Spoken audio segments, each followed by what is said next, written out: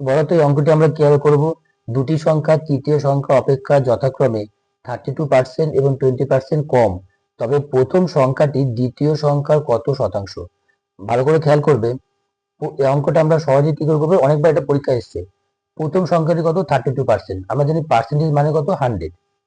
তাহলে কম যেহেতু বলেছে সেক্ষেত্রে আমরা কি করব, 100 মাইনাস 32, নিচে লিখবো দ্বিতীয় সংখ্যাটা, সেটাও কম, 100 মাইনাস 20।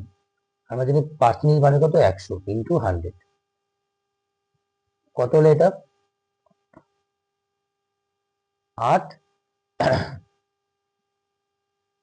68, আর এদিকে হলো 80।